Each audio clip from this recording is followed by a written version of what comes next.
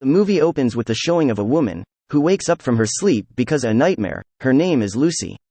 Her husband Jonathan tries to calm her down, and they go back to sleep. The next morning, Jonathan, who works at a real estate agency, gets a project to buy a house from the Dracula prince.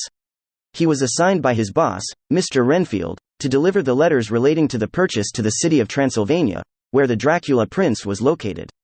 Because the commission was quite large, Jonathan agreed to accept it. Upon returning home, Jonathan was already preparing to go to Transylvania today. His wife rejected the decision, and forbade her husband not to go there.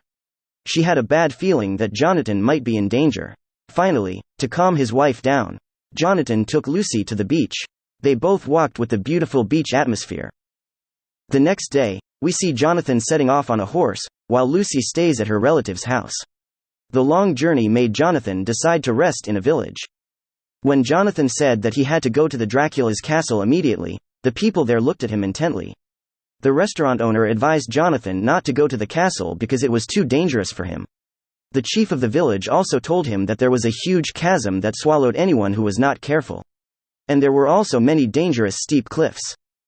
After that, a woman came into Jonathan's room, giving a notebook, in which it is written about the history of Nosferatu, or blood-sucking Dracula.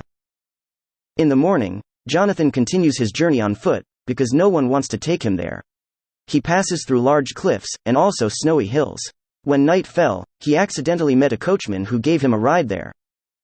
Arriving at the castle, Jonathan was greeted directly by the Dracula prince at the door of his residence.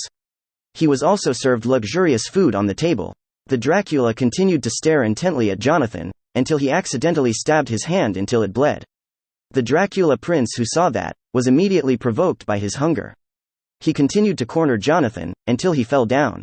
And it turned out that the Dracula didn't eat him. While on the other hand, Lucy, who was asleep, was surprised by a bat that entered through the window of her room.